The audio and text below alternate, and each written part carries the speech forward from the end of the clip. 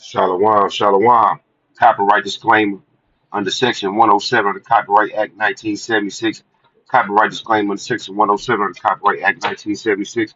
Allowance is made for fair use for purposes such as criticism, comment, news reporting, teaching, scholarship, and research. Fair use is use permitted by copyright statutes or may otherwise be infringed. Non-profit, educational, or personal use typically balance in favor of fair use.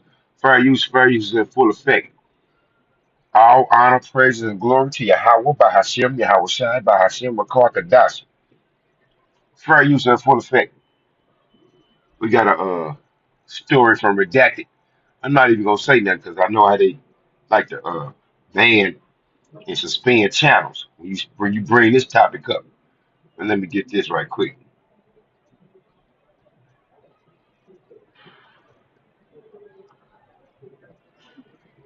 First Timothy 6 and 20. O Timothy, keep that which is committed to thy trust, avoiding profane and vain babblings and oppositions of science, falsely so called.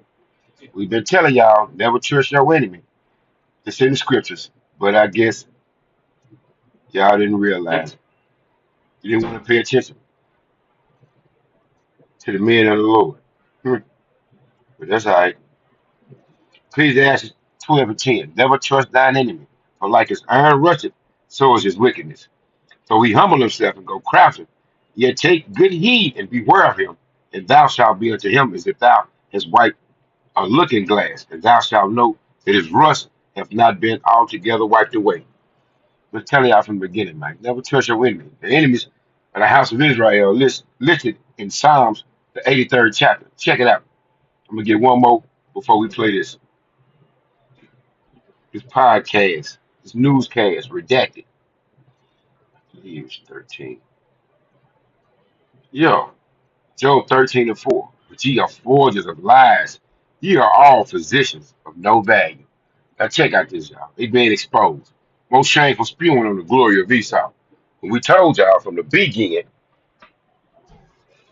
they don't like us. They our enemy. They had a plan for the New World Order, depopulation.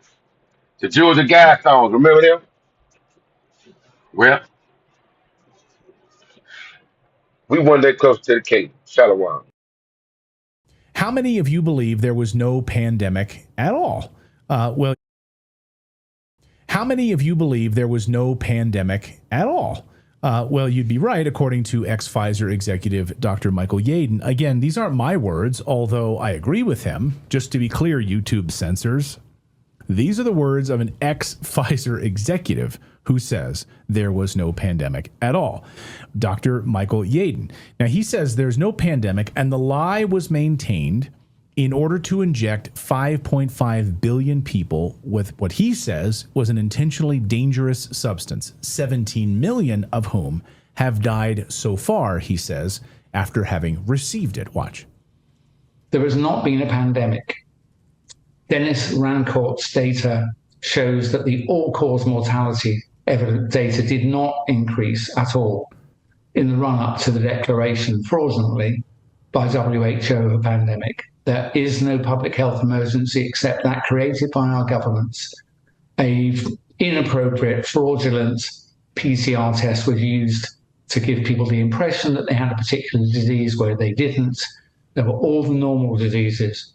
And then what happened was, in 3 different ways, people were treated badly through changed medical procedures that were imposed above the level of nation, briefly, mass ventilation of people inappropriately in hospitals that led to lots of deaths.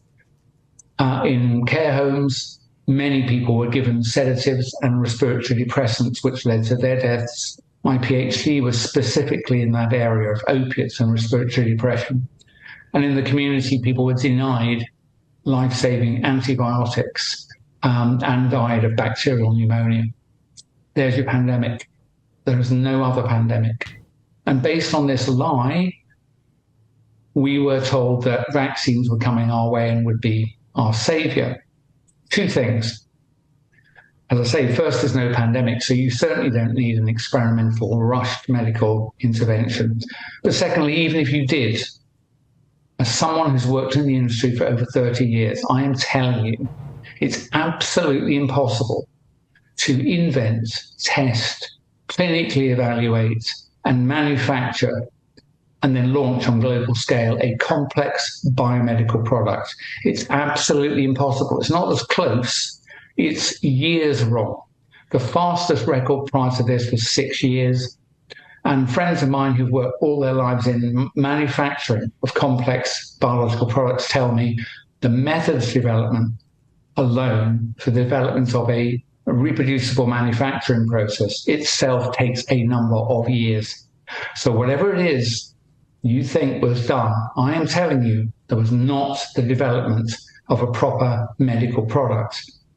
What I think happened was the advancement of materials that are intentionally toxic, and then they were sketchily advanced and jammed into people's arms, often coerced, sometimes even mandated, with the unsurprising effect that millions of people have died. So I think having heard what I've just said, that there was no pandemic and the lie was maintained in order to inject people en masse, I think 5.5 billion people, with an intentionally dangerous substance, 17 million of whom have died so far. Now, of course, Yeadon in many quarters is a hero, speaking out about this for years. But now we have all of the sort of cumulative data to look back on this. And he's vindicated on this. Of course, he was vilified. Yeadon was early in warning about these shots. And the mainstream media like Reuters at the time, which of course has direct ties to British intelligence, was slamming the doctor, calling him basically a kook for warning people. I just want to read a portion of this Reuters hit piece on Dr. Yeadon. Here it is, the ex-Pfizer scientist who became an anti-vax hero. Goes on to take him to task and keep every paragraph is like, which has been proven wrong, which has been proven wrong. They're all lies, of course, because in fact he was vindicated. Here's just one example of their lies. Let me just kind of scroll here. So, let's go back. Sorry, go back. Yeah. In recent runs, Yeadon, pronounced Yeadon, has emerged as an unlikely hero of the soul. Oh, shoot. I guess it ran out. Sorry. I should have got the screenshot instead of the scrolling of it. I apologize. Anyway, they go, you can read the piece for yourself. It's just a total hit piece on him. There was a coordinated effort in 2021, of course, to discredit Dr. Yeadon with all kinds of fact-checking websites jumping on to say how great the COVID shots were, how dangerous Dr. Yeadon's claims were. Here's just one example. This fact check debunked claims by an ex-Pfizer employee about COVID-19. They just call him an employee. Talk about him being an executive, like a scientist. He's just an employee. He's just some guy in the mailroom about COVID-19 vaccines. He was a vaccine maker. Exactly. He's just an employee. Was, if I recall correctly, one of the inventors of mRNA, wasn't he? I don't know if he was one of the of Robert Malone. I'm not sure if he was. I don't know. I have to look that up, to be honest with you. Okay, put a pause on that.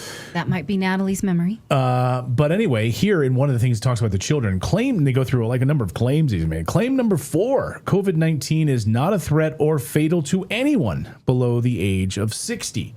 Okay. Like many before him, Yeadon has also suggested that the risk of COVID-19 is overplayed because it primarily affects older people. But this claim is false, according to the fact checkers. COVID-19 is a risk to people of all ages, and the virus has killed young people. Really? Well, actually, statistical data has proven him right, that people under 30 only died with COVID due to pre-existing conditions by and large. It's the numbers are overwhelming, and we've presented those studies here. So history proved him right. And so Miss Stacy in a chat says, even the Pfizer CEO said he did not get his own COVID vaccine. That's all you need to know is like the CEO of Pfizer like refused to get his own shot. That's all you need to know.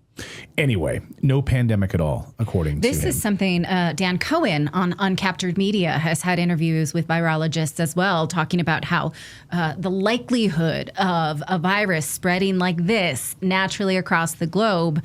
So look up that as well, because Dan Cohen is very much on this as well and has done some great research in addition to Dr. Yeadon.